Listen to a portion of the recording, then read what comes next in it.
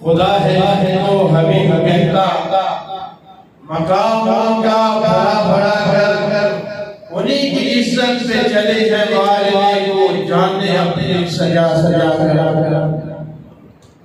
یہ سن لے جو ہمارا رشتہ اپنے آقا سے دائمی ہے یہ سن لے جو ہمارا رشتہ اپنے آقا سے دائمی ہے ہم ان کی عزت سے پہرا دیں گے سروں کی فصلیں کٹا خدا ہے جو عظیم کہتا مقام کا بڑا بڑا کر انہی کی عظمت بتا رہے ہیں انہی کے نعرے لگا کر یہ چھوٹی موٹی حکومتیں کیا ہماری غیرت دبا سکیں یہ چھوٹی موٹی حکومتیں کیا ہماری غیرت دبا سکیں گے ہمیں مجھے جو خیر آبادی نے بھر بنایا پڑھا کر خدا ہے وہ عظیم کہتا مقام کا بڑا کر انہی کی عظمت بتا رہی ہے انہی کے نعرے لگا بنا جو شان نبی کا واسطہ بنا جو شان نبی کا واسطہ کہا کسی نے ان کا عاشق ہر جانب بلا رہا ہے قرآن رسول سنا کرا اللہ تعالیٰ جل جلالہ و مقدسہ وعظم شان جل جلالہ سید کی حمد و ثنا اور اس کے پیارے دلوں کے طبیب احمد مجتبی جناب مصطفیٰ صلی اللہ علیہ وسلم کے دربار بار علیہ درود و سلام پیش کرنے کے بعد محترم سامعین خالق کائنات کے فضل و توفیق سے آج ہم جشن عید میلاد النبی صلی اللہ علیہ وسلم کے مقدس روزہ میں حاضر ہیں دعا ہے اللہ عزت سب کی حاضری قبول فرمائے اور پوری کائنات اور کائنات کا ذرہ ذرہ آج اپنے انداز سے خوشی منا رہا ہے ہر چیز اپنے انداز سے اپنی آواز سے سرکار کی مدد سنائی کر رہی ہے کیونکہ اللہ نے سرکار کو سارے جہانوں کا نبی بنا کے اور سارے سمجھوں کا نبی بنا کے بھیجا ہے آج جس طرف بھی دیکھیں جہاں بھی دیکھیں جس چیز کو بھی دیکھیں وہ سرکار کی خوشی میں اپنی زبان سے سرکار کی مدد سنائی کر رہی ہے اعلیٰ عظیم البرکت الشاہ امام رضا خان فاضل بریلوی فرماتے ہیں عشق زیادہ چھیڑ چھاڑ عشق زیادہ چھیڑ چھاڑ فرش پہ طرفہ کھول دام کان جلد لگائیے تیری بھی رافضان کائنات کی ہر چیز حضور کی تعریف میں لگی ہوئی ہے کیونکہ سب کا سرکار کے سر کے وجود ملا ہے ہر ایک کو سرکار کے سر کے وجود ملا ہے اور اللہ رب العزت نے ارشاد فرمایا واما بنعمت ربک فحدث تم اپنے رب کی نعمت کا خوب چرچا کیا اور نگر بستی دریا جس طرف بھی جائیں جس رستے سے بھی جائیں جس چوک سے گزرے اور جس مسجد سے گزرے تو وہاں عجیب منظر ہے بعض روشنیاں بتا رہی ہے بعض رسول کی خوشبوئیں بتا رہی ہے فضل رب العلا اور کیا چاہیے مل گئے مصطفیٰ اور کیا چاہیے ہر طرف سویرے ہی سویرا ہے ہر طرف پہاڑ ہی پہاڑ ہے جس جانب بھی نظر اٹھائیں اور جس چیز کو بھی دیکھیں وہ سرکار کی نام پڑھتے ہوئے نظر آتی ہے ایسا کیوں نہ ہو وہ جو نہ تھے تو کچھ نہ تھا وہ جو نہ تھے تو کچھ نہ تھا وہ جو نہ ہو تو کچھ نہ ہو جان ہے وہ جہان کی جان ہے وہ جہان ہے ہر طرف ایسا نہیں ہوتا کہ موسم بہار آ جائے اور ابھی تک درخت اس انتظار میں ہو کہ ہمیں کوئی بتائے کہ بہار منانی ہے یا نہیں منانی. آج تک کسی نے نہیں دیکھا. جیسے ہی موسم بہار آتا ہے تو درخت اپنے انداز سے پتیاں نکالتی ہے, پھول نکالتی ہے اور ان کے اوپر پھل لگتی ہے. تو جو موسم بہار میں آپ کو ایسا درخت نظر آئے جس کے اوپر نہ پتی ہو, نہ پھول ہو, نہ پھل ہو, آپ حیران ہو جائیں گے کہ بہار آئی ہے, یہ درخت روکھا ہوا ہے. وجہ کیا ہے؟ اس کے قریب جا کے آپ گرا کے دیکھیں گے اس کی تو جڑیں بھری ہوئی ہوگی, اس کی جڑیں ختم ہو گئی, اس لیے نہ اس کے اوپر پھول نکلتے ہیں نہ پتے آتے ہیں. تو جس کی جڑیں سلامت ہوتی ہے اس پہ پھول بھی نکلتے ہیں, اس پہ پتیاں بھی نکلتی ہیں. جڑ سلامت. آج تک کبھی کسی کو درخت کسی نے کسی درخت کو نہیں کہا تمہاری اصل جو جڑ ہے جو زمین سے پھیل لیتی ہے وہ جڑ ہے. تو کبھی کسی شاخ کو پکڑ کے کسی نے نہیں کہا تم بنتی ہو گئی, تمہارے اوپر تو پھول نکل آئے, تمہارے اوپر تو پتے نکل آئے, تمہاری جڑ میں نہ کبھی پھول آیا ہے نہ کبھی پتے آئے ہیں. تمہاری اصل جو ہے وہ شاخ ہے گی پاگل ہو گیا ہے, تیرا دماغ نہیں ٹھیک. پتے اسی بھی آتے ہیں جس کا جڑ سے تعلق ہوتا ہے. بولیے سبحان اللہ.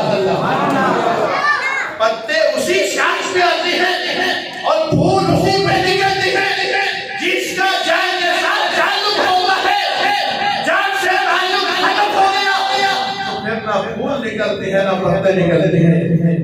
جڑ زمین سے پھیل لیتی ہے اور وہ پھیل دے کے آگے شاخوں میں منتقل کرتی ہے. شاخیں اپنے انداز میں کوئی پتے نکالتی ہے, کوئی پھول نکالتی ہے. بلا دستی اور تمثیل صحابہ ہمارے ایمان کی جڑ ہے, وہ اصل ہے. اور جن کا صحابہ سے تعلق قائم ہے وہی تو آج سرکار کے نام پہ سب کچھ لٹا رہے ہیں. تیری گئی جو شجر سے دور عہد خزاں میں ممکن نہیں وہ حلی ہو اصحاب بہار سے. موسم بہار وہی منائے گا جس کا اپنے اصل سے تعلق مضبوط ہوگا. جو شاخ درخت سے کٹ جائے اور جس درخت کی جڑیں کٹ جائے تو وہ موسم بہار میں بہار نہیں مناتا. تو درخت اپنی بہار مناتے ہیں, خوش وقت اپنی بہار مناتے ہیں. درختوں کی اپنی بہار ہوتی ہے, خوش بخشوں کی اپنی بہار ہوتی ہے. تو یہ خوش بخشوں کی بہار ہے. ربیع الاول شریف جیسی آتا ہے ہر طرف چرچی ہوتی ہے, ہر طرف سرکار کی آمد کے تذکرے ہوتی ہے اور ہر ایک کی زبان میں یہ نعرہ ہوتا ہے نثار تیری چہل پہل پہ ہزار عید ربیع الاول, سوائے ابلیس کے جہاں میں سبھی تو خوشیاں بنا رہے ہیں. صحابہ ہمارے ایمان کی اصل ہے, جڑ ہے. اور صحابہ سے فیض پا کے تو آج والے میلاد منا رہے ہیں. اگر ان کا صحابہ کے ساتھ تعلق نہ ہوتا آج یہ اپنا سب کچھ سرکار کے لیے کیسے لوٹاتے. صحابہ کو اس دور میں اگر دیکھیں ان کو اس طرح ضرورت نہیں تھی, اس طرح لائٹنگ کرتے, جھنڈیاں لگاتے, لنگر پکاتے, اس طرح بیٹھتے. اگرچہ صحابہ نے بھی اپنے انداز میں منایا مگر انہیں اس وقت وہ ضرورت نہیں تھی, اس لیے کہ صحابہ جب چاہتے تھے آنکھوں سے مصطفیٰ کا دیدار کرتے, سرکار کا چہرہ ان کے سامنے تھا, سرکار کی ذات ان کے سامنے تھی. انہیں جب مسئلہ بننا, جب پیاس لگتی تھی وہ اپنی آنکھیں کھول کے سرکار کے دیدار سے پیاس بجھا لیتے تھے. مگر آج کے دیوانے اتنی صدیوں بعد والے جب ان کا عشق مچلتا ہے, جب ان کی محبت جوش مارتی ہے تو یہ کیا کرے, زمانہ اتنا دور رہتا ہے. یہ پھر اپنی محبت کا اظہار اپنی مال سے کرتے ہیں، یعنی سرکار کے نام پہ اپنا مال نشاور کر کے اپنے دلوں کو تسکین دیتے ہیں۔ ان کا تعلق سے آپس میں مضبوط ہے، تبھی تو یہ ان کے نقش قدم پہ چلتے ہوئے سرکار کی محبت پہ سب کچھ قربان کرتے ہیں۔ صحابہ اکرام رضوان اللہ علیہم اجمعین، کیا ضرورت تھی صحابہ کو؟ ان کے سامنے تو ہر وقت سرکار ہوتے تھے۔ صحابہ وہ صحابہ تھے جن کی ہر روز وہ عید ہوتی تھی، خدا کا قرب حاصل تھا، اپنے نبی کی دید ہوتی تھی۔ کس انداز سے صحابہ سرکار کے سامنے جاتے ہیں؟ صحیح بخاری ہے، حدیبیہ کا مقام ہے، عروہ بن مسعود کہتے ہیں میں گیا صحابہ کے مجمع میں، میں نے عجیب منظر دیکھا، ایک شخصیت بیٹھی ہے، ساتھوں میں سارے صحابہ بیٹھی ہے، درمیان میں ایک شخصیت بیٹھی ہے، کیا عجیب منظر ہے۔ ان تنخا منخامتن، اور میں ان کے نبی جب اپنا تھوک مبارک زبان سے جدا کرنے لگتے تھے، ان کے غلام ان کا تھوک زمین پہ نہیں گرنے دیتے، ان کا تھوک دعا پہ بہت، اور نخامہ کہتے ہیں بلدنی تھوک کو۔ آج لوگوں کو اس سے بھی بڑا تعجب ہے کہ وہ بھی ہم جیسے تھے، ہم ان جیسے تھے، ان کے بھی دو ہاتھ ہیں، ہمارے بھی دو ہاتھ ہیں۔ بھئی یہ تو دیکھو، تمہارا تھوک دیکھنا بھی پسند کوئی نہیں کرتا، ان کا تھوک صحابہ زمین پہ نہیں گرنے دیتے۔ ان تنخابا نخابتا الا واقعات فی کفر رجل، وہ کوئی ملنگ نہیں تھے، جب ان کے نبی ہونٹوں سے تھوک جدا کرتے تھے نیچے کسی کا ہاتھ ہوتا تھا، جو نیچے ہاتھ رکھنے والے تھے وہ کیا 15ویں صدی کے ملنگ تھے؟ نہیں، وہ تو سرکار کے سامنے بیٹھ کے توحید کے سبق پڑھنے والے تھے، وہ سرکار کو دیکھ کے رب کو ماننے والے تھے، وہ توحید کے سب سے بڑے علمدار تھے، وہ ہاتھ رکھنے والے ابو بکر و عمر تھے، عثمان و حیدر تھے۔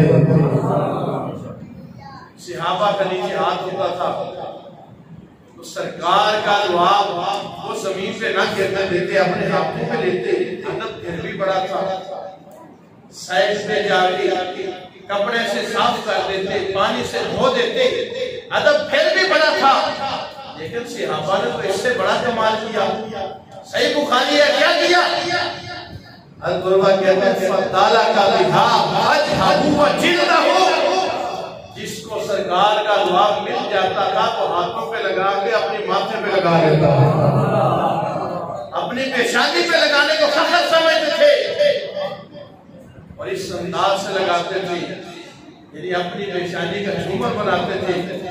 فَدَالَ کا بِهَا وَجْهَهُ وَجِلْدَهُ، اپنے چہرے پہ مس کرتے، اپنی پیشانی پہ لگاتے، اور اس کے بعد عروہ بن مسعود نے کیا دیکھا، ان کے محبوب ایک حکم فرماتے تو سب تیار ہو جاتے تھے، اور فرمایا ان کے صحابہ ان کے سامنے کوئی ایک بندہ بھی نظر اٹھا کے نہیں دیکھتا، سب نظریں نیچی کر کے گردن جھکا کے یوں آنکھ تھوڑی تھوڑی کھول کے پیار سے دیکھتے ہیں۔ ان کی تو شان ہی عجیب ہے، ان کے تو غلام ان کے سامنے آنکھ ڈھائی کے دیکھ نہیں سکتے، تو کہا ہے قریش سے بچنا، ان سے لڑنے سے پہلے بہت سے آنا جن کے غلام ان کا دعا زمین پہ نہیں کرنے دیتے، وہ ان کا خون کیسے زمین پہ کرنے؟ یہ وہ کام تھے جس نے ایک اندر مشرک کا شرک توڑا اور اسے ایمان کی دولت سے مالا مال ہوا۔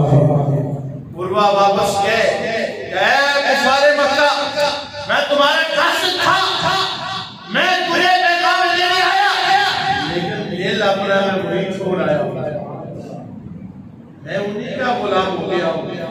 وہ صحابہ جن کی ہر صبح اور شام سے گزرتی ہو، وہ اگر اس طرح لیٹن نام بھی کرے تو ان کا گزارا ہو جاتا ہے، اور اتنی صدیاں بعد میں آنے والے یہ سرکار کے نام پہ سب لٹاتی ہے، تب جا کے ان کے دل کی سکون ملتا ہے۔ تب جا کے دل کی وہ کیفیت ٹھنڈی ہوتی ہے۔ میرے محبوب نے فرمایا میرے صحابہ بتاؤ تو صحیح، سب سے زیادہ تعجب والا ایمان کن کا ہے؟ اگرچہ ہم کروڑ حضرت کے صحابہ سے نیچے ہیں، کسی ایک صحابی کے قدموں کی خاک تک میں ہم نہیں پہنچ سکتے، کروڑ حضرت کے صحابہ اوپر ہیں، لیکن سرکار قیامت تک کے غلاموں کے نبی باقی آئے ہیں، اور سرکار نے سارے غلاموں کو نوازا ہے۔ اے میرے صحابہ یہ تو بتاؤ سب سے تعجب والا ایمان کن کا ہے؟ صحابہ کہنے لگے یا رسول اللہ یا حبیب اللہ، فرشتوں کا ایمان بڑا ویسے تعجب ہے، ایمان تعجب فرشتوں کا ہے۔ حضور نے فرمایا جو ہر وقت رب ذوالجلال کی تسبیح کرتی ہے، کبھی سجدے میں ہوتی ہے، کبھی قیام میں ہوتی ہے، کبھی رکوع میں ہوتی ہے، اور انہیں رب کے تازہ پیغامات ملتے ہیں، اگر وہ ایمان لے آئیں گے تو اس میں تعجب کیا ہے؟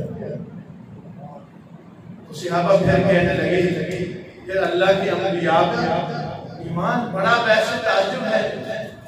تو حضور نے فرمایا اے میرے صحابہ جن کے پاس رب کی وحی آتی ہو، رب کا پیغام آتا ہو، اگر وہ ایمان لے آئے تو تعجب کس بات کا ہے؟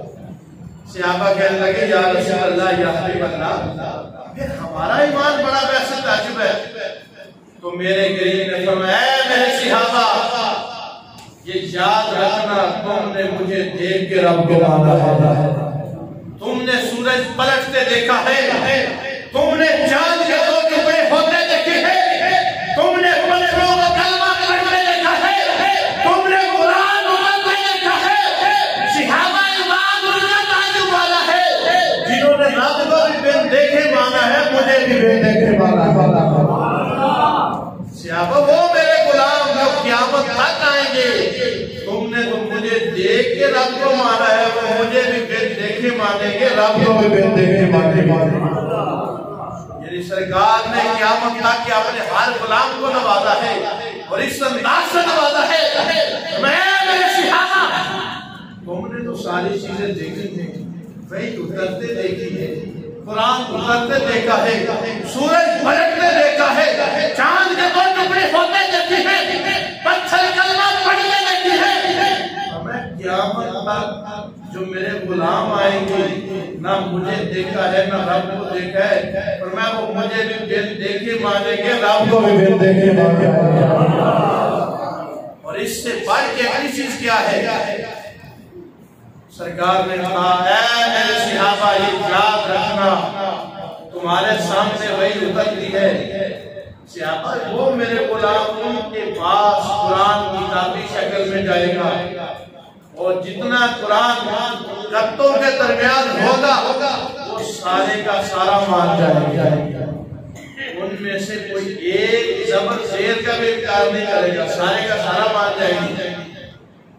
دیکھو آج سے 1450 سال پہلے جس محبوب کی ولادت ہوئی، جن کی میلاد کے لیے ہم بیٹھے ہیں، ان کی نگاہ رحمت نے آج تک کے غلاموں کو کیسے دیکھا، آج تک کے غلاموں کو کیسے نوازا۔ آج ایک عام سادہ مومن وہ کوئی حافظ نہ ہو، قاری نہ ہو، عالم نہ ہو، شیخ الحدیث نہ ہو، مفتی نہ ہو، سادہ ریڑھی والا ہو، اس کے سامنے جب قرآن جاتا ہے وہ چوم کے سینے سے لگا دیتا ہے۔ ایک ریڑھی والا بھی یہ شک نہیں کرتا کہ پتہ نہیں یہ وہ قرآن ہے جو ہمارے نبی کو اترا ہے یا نہیں، ایک لمحہ بھی شک نہیں ہوتا، وہ چوم کے سینے سے لگا دیتا ہے۔ تو پتہ چلا 1450 سال پہلے جو ہمارے محبوب نے فرمایا تھا، آج محبوب کی ساری باتیں سچی ہے۔ اور سرکار نے قیامت تک کے ہر عاشق کو دیکھ کے کہا سیاست جو کرتے تھے وہ آج والوں کے نصیب کہاں، آج والے زمانے کے لحاظ سے اتنے دور ہیں، وہ نصیب کہاں کہ سرکار کے ساتھ چلے، سرکار کے سامنے بیٹھے، آج والے کو سرکار کا ذکر کر کے اپنے دل کو تسلی دیتے ہیں، اور سرکار کے نام کی برکت لے کے خوشی منانا، سرکار عالم صلی اللہ علیہ وسلم کی میلاد پہ خوشی کرنا، یہ تو شروع سے ثابت ہے. شیخ محقق نے لکھا، حضرت شیخ عبدالحق مدثر دہلوی رحمۃ اللہ علیہ نے مدارج النبوہ شریف میں لکھا، سرکار تو عالم صلی اللہ علیہ وسلم کے دادا جان حضرت عبدالمطلب آپ فرماتے ہیں کہ جس شب سرکار کی ولادت ہو رہی تھی میں اس وقت کعبہ اللہ میں موجود تھا. عجیب منظر دیکھا کہ کعبہ اللہ بھی سرکار کے ملاد کی خوشی منا رہا ہے. اور سے بڑی سبحان اللہ، کس انداز سے خوشی منا رہے ہیں. حضرت عبدالمطلب فرماتے ہیں کہ میں نے دیکھا پچھلی رات کے وقت کعبہ ہمارے گھر کی طرف جھکا ہوا ہے اور کعبے کے اندر سے آواز آ رہی ہے، الآن طہرنی من اجناس المشرکین وارجاس الاسفل. اور کعبہ یہ کہہ رہا ہے اب وہ وقت آ گیا ہے، وہ محبوب پیدا ہو رہے ہیں جو آج سے مجھے بھی پاک کر دیں گے اور میری اندر سے دوسروں کو بھی باہر نکال دے گا. اس انداز سے کعبہ خوشی منا رہا ہے اور ہر چیز خوشی منا رہی ہے. اور سرکار کی ولادت ہوئی، ہر چیز خوش ہے، شجر و حجر شمس و قمر ہر چیز، حتیٰ کہ مشرق والے جانور مغرب والوں کو خوشخبریاں دے رہے ہیں. سارا جہان خوشی منا رہا ہے کیونکہ سارے جہان کے نبی تشریف لے آئے. ہر چیز خوشی منا رہے ہیں. سرکار دو عالم صلی اللہ علیہ وسلم نے یہ سنن نسائی کی حدیث ہے، صحابہ بیٹھے تھے مسجد نبوی میں. یہ بھی بات ثابت ہے کہ صحابہ نے بیٹھ کے میلاد منایا، سرکار کا ذکر کیا.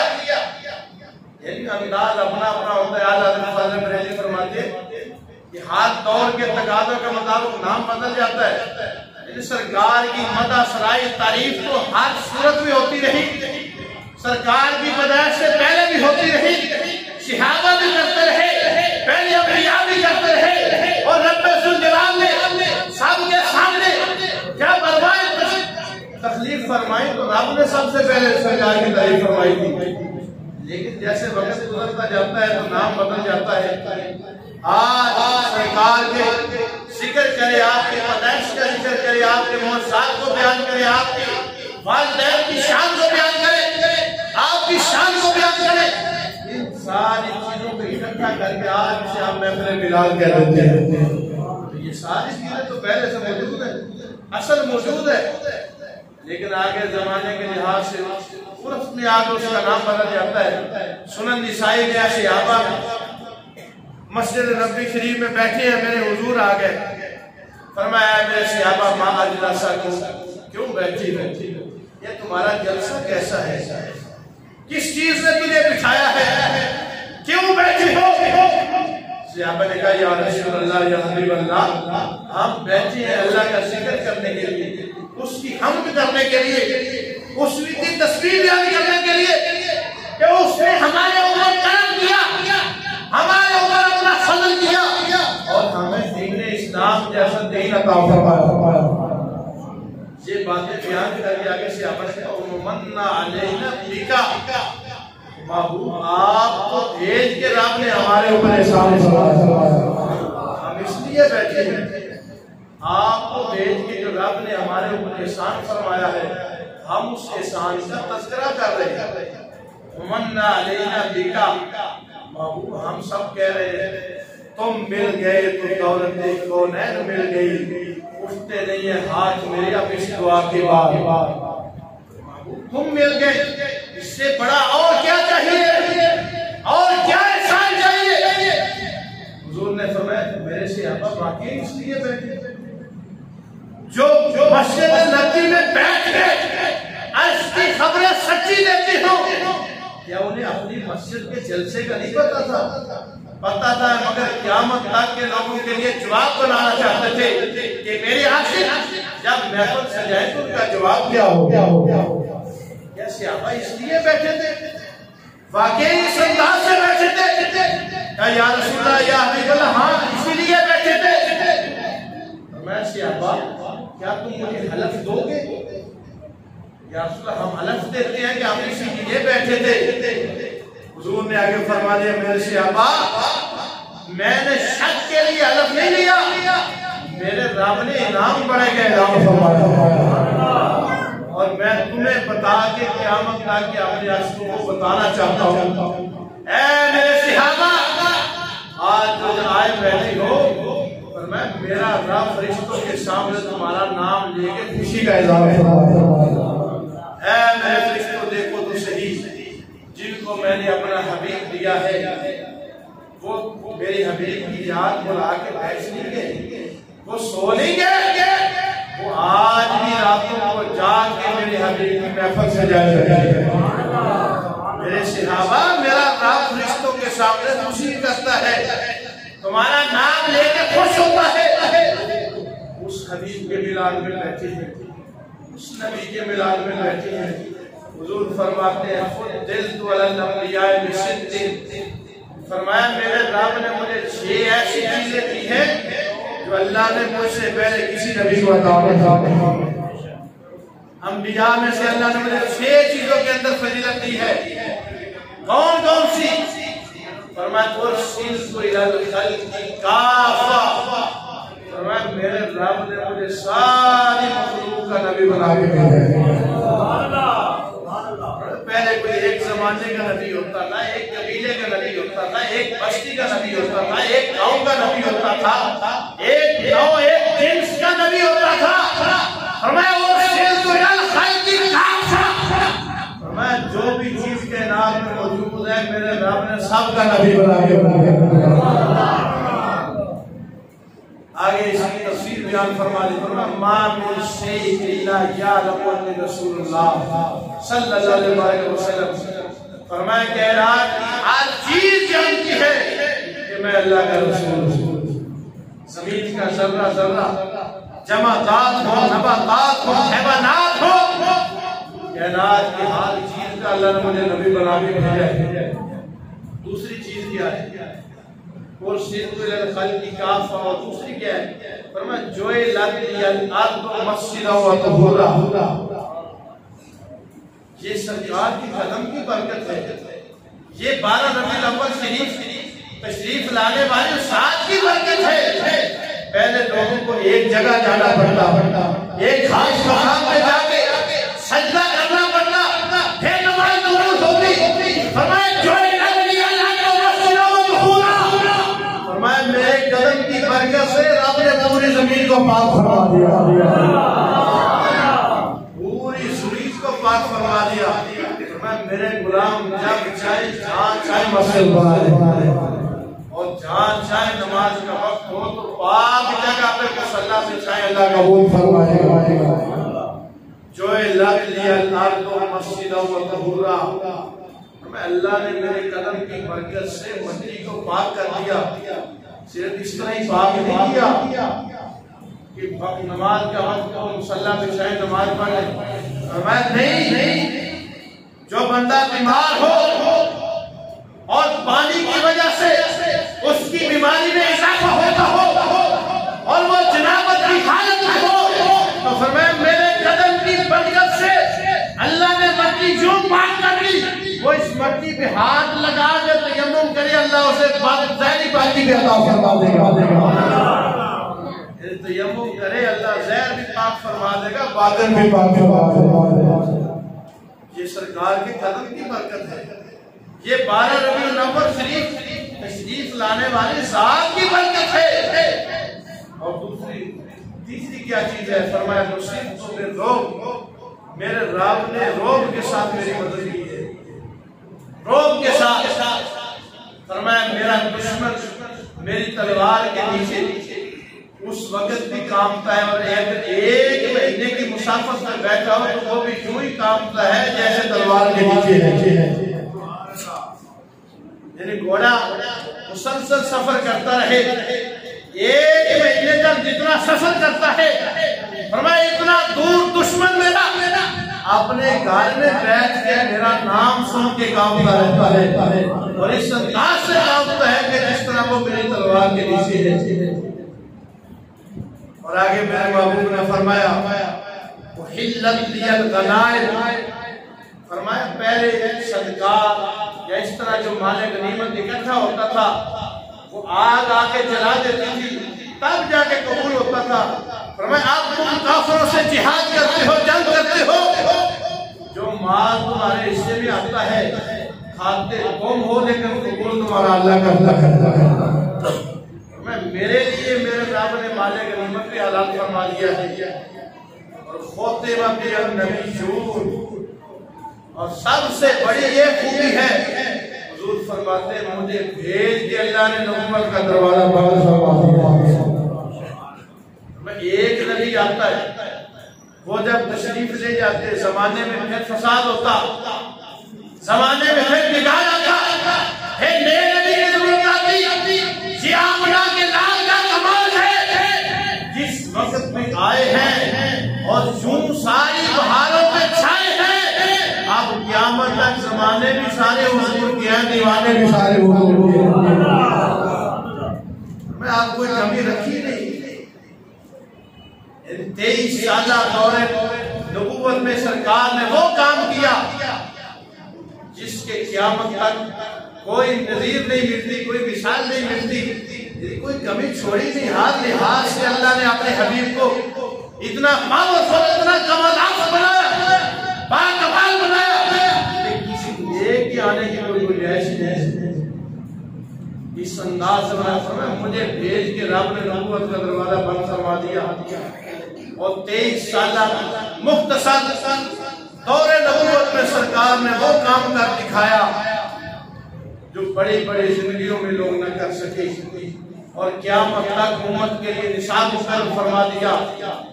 سرکار دو عالم صلی اللہ علیہ وسلم کی آخری دن ہے، بیماری کی حالت میں اپنے حجرے میں تشریف فرما ہے، صحیح بخاری ہے۔ حضرت صدیق اکبر مصلی پہ کھڑے جماعت کرا رہے ہیں، کیونکہ سارے صحابہ کھڑے، بولیے سبحان اللہ، سارے صحابہ کھڑے ہیں، 1,24,000 کا وہ بے صحابہ ہیں اور صدیق اکبر کھڑے جماعت کرا رہے ہیں۔ راوی کہتے ہیں سرکار دو عالم صلی اللہ علیہ وسلم کی زندگی کا آخری دن تھا، سرکار نے یوں حجرے کا پردہ ہٹایا، کیوں پردہ ہٹایا، اپنے صحابہ کو دیکھ کے مسکرا پڑے۔ کیا بتاؤ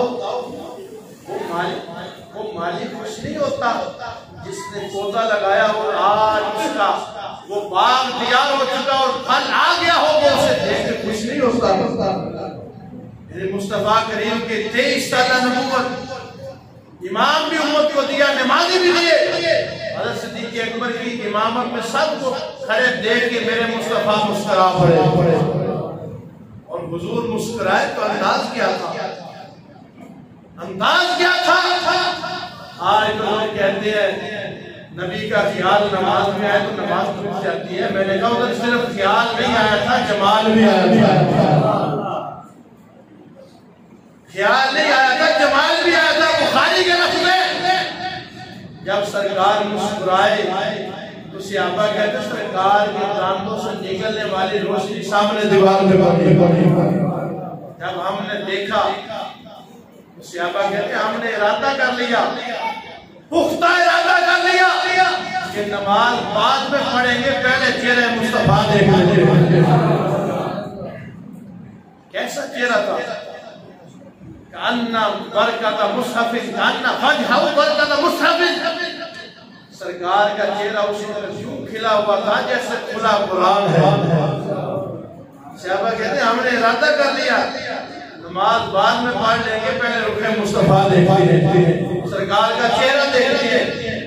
جب ایسی کشمکش ہوئی تو سرکار نے محسوس کر لیا کہ میرے غلام کی نماز توڑ نہ دے، تو یہ نہیں کہا صحابہ نئے سرے سے پڑھو، بلکہ فرمایا اتموا صلاتکم، صحابہ اپنی نماز مکمل کرو، جو پڑھ رہے ہو اسی کو مکمل کرو۔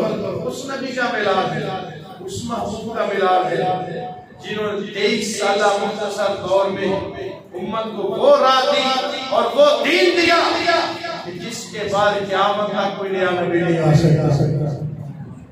حضور نے کسی لحاظ سے کمی چھوڑی نہیں، کسی چیز میں بھی کمی نہیں چھوڑی، اسی لیے لیے تو آج حضرت فاضل بریلوی فرماتے ہیں نہ رکھی گل کے جوش حسن نے گلشن میں چاہ باقی چٹکتا کہاں کوئی کنچا باغ رسالے حضور کی نبوت تو وہ نبوت تھی جس کی گواہی انسان کو انسان ہے کائنات کی ہر چیز نے گواہی دی اور میرے حضور سب سے پہلے نبی بھی ہیں سب سے آخری نبی بھی ہیں ساری نبوت حضور میں بند ہے حضور سے پہلے بھی کوئی نبی نہیں ہے حضور کے بعد بھی کوئی نبی نہیں ہے صحابہ نے پوچھا یا رسول اللہ یا حبیب اللہ متا واجبت لگا نبوت بابو یہ تو بتاؤ آپ نبی کب بنے آپ کے رب نے آپ کو نبوت کر دی آپ نے فرمایا کن تو نبی و آدم بین الوائے ومائی میں تو اس وقت بھی نبی تھا ابھی آدم بھی نہیں پیدا میں تو اس وقت بھی نبی تھا ابھی آدم بھی نہیں بنے تھے پہلے بھی سرکار کی نبوت ہے اور آخر بھی سرکار کی نبوت ہے سرکار سے پہلے بھی کوئی نبی نہیں ہے اور سرکار کے بعد بھی کوئی نبی نہیں ہے اسی لیے اقبال نے کہا نگاہ اس کو مستی میں وہی اول وہی آخر وہی قرآن وہی فرقان وہی یاسین وہی طٰہٰ سرکار سے پہلے بھی کوئی نبی نہیں ہے سرکار کے بعد بھی کوئی نبی نہیں ہے اور کائنات کی ہر چیز نے گواہی دی کہ وہ بھی تو اسی طرح چلتے تھے وہ بھی تو ایک انسان سے آپ اتنی تعریف کرتے ہیں اس طرح بڑھا دیتے ہیں میں نے کہا وہی مکے کی گلیاں تھی وہی مکے کے بازار تھے یہ جامع ترمذی ہے مکے کی گلیاں مکے کے بازار جہاں بڑے بڑے سردار چلتے تھے انہیں تو شاید ہو سکتے ہیں پورے انسان میں نہ سلام کرتے ہو لیکن مولا علی فرماتے ہیں جب ہم حضور کے ساتھ چلتے تو منظر ہی عجیب ہوتا منظر جدا ہوتا کیا ہوتا فرمایا خارج ابن مکہ کا وانوائی تھا فمستقبلہ ولا شجر ولا حجر الا السلام علیکہ یا رسول اللہ صلی اللہ علیہ وسلم مولا علی فرماتے ہیں یہ منظر جدا تھا حضور جس طرف بھی جاتے سامنے جو درخت آتا جو پتھر آتا وہ بھی کھول اٹھتا تھا السلام علیکہ یا رسول اللہ حضور پہ درود و سلام پڑھا وہ نبوت تھی جس کی ہر چیز نے گواہی دی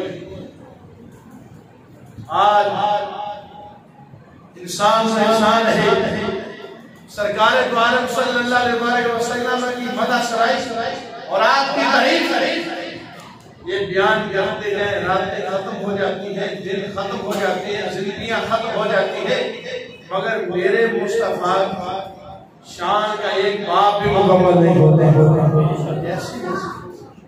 یہ تو سرکار کی شان ہے صحیح حدیث ہے سرکار دو عالم صلی اللہ علیہ وسلم نے جبریل امین سے کہا جبریل آج مجھے میرے عمر کی شان تو سناؤ یہاں بیٹھ کے مجھے میرے عمر کی شان تو سناؤ میرے فاروق اعظم کی کیا شان ہے جبریل امین کہنے لگے سدرہ کی خطیب تھے محبوب اس کے لیے ایک زمانہ چاہیے ایک وقت چاہیے کہا جبریل کتنا وقت چاہیے کہا محبوب جتنی دیر نوح علیہ السلام اپنی قوم میں رہے 950 سال میں مسلسل بیان کرتا رہوں آپ سنتے رہے پھر بھی شان عمر ختم نہیں ہو سکتی یہ شان ہے کہ اقتداروں کی تو سرکار کا عالم ہوگا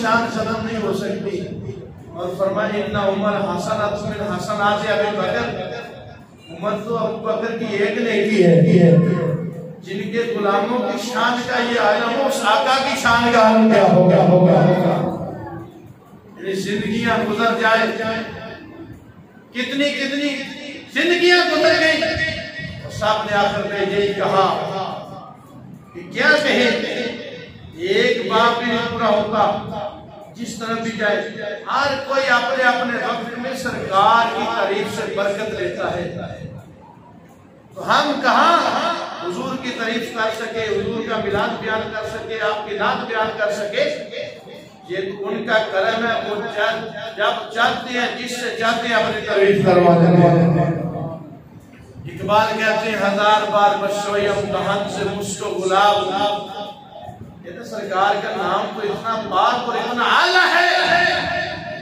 میں 1000 بار ارکے گلاب سے زبان دھو کے پھر کہے کہ اس قابل ہو گئی ہے کہ حضور کا نام لے سکے، فرمایا یہ بھی بے ادبی ہے۔ یہ تو سرکار کا کرم ہے، وہ جب چاہیں جس سے چاہیں اپنے نام کے نعرے لگوا لے، اور سرکار کے نام کی اتنی برکت ہے۔ آج میلاد شریف کا یہ بھی مقصد ہمارے ذہن میں ہونا چاہیے اور اس سے بھی ہمیں برکت لینی چاہیے۔ علماء نے لکھا جس بندے کی ہاں اولاد نہ ہوتی ہو، جس کی ہاں اولاد نہ ہوتی ہو، یہ تجربہ سے ثابت ہے، وہ نیت کر لے اللہ مجھے بیٹا دے گا تو میں اس کا نام محمد رکھوں گا، علماء فرماتے ہیں اللہ اسے اولاد بھی دے گا اور اسے سرکار کے وجہ سے بیٹا بھی عطا فرمائے گا۔ صرف نیت کر لے کہ میں اس کا نام محمد رکھوں گا، اور آگے فرماتے ہیں علماء جس گھر میں محمد نام کے بچے موجود ہوں اللہ اس گھر کو نور سے بھر دیتا ہے۔ جس محمد کی وجہ سے 1400 سال بعد پیدا ہونے والا بچہ جس کا نام برکت کے لیے محمد رکھا گیا ہو، اس کی وجہ سے گھر میں نور آ جاتا ہو، تو جس کی وجہ سے ساری جہان بنی ہے، جن کے صدقے سب کچھ بنا ہے، اس کا کتنا نور آیا ہوگا۔ اور اللہ تعالیٰ بریلی فرماتے ہیں جس نے اپنے بچے کا نام محمد رکھا، محمد نام سے برکت لیتے ہوئے اپنے کسی بچے کا نام رکھا، فرمائے اللہ باپ بیٹے دونوں کو جنت عطا فرمائے گا۔ یہ بھی میلاد کا مقصد ہے۔ اس گئے گزرے دور میں ہم دیکھتے ہیں بیٹا پیدا ہو کے نام رکھنے کے لیے کہ فلاں بڑا مشہور ہے، فلاں ایکٹر کا نام رکھیں، فلاں وہ بڑا مشہور ہے۔ ارے یہ بتاؤ جسے چند انسان جانتے ہو وہ زیادہ مشہور ہے یا جسے زمین و آسمان کے ہر چیز جانتی ہو؟ کائنات کی ہر چیز جس کو جانتی ہو وہ ایک ہی ذات ہے، اسے محمد کہتے ہیں۔ ہر چیز اس کی تعریف کرتی ہے۔ اپنی بات اس پہ ختم کرتے ہیں۔ اللہ رب العزت ہم سب کو عمل کی توفیق عطا فرمائے۔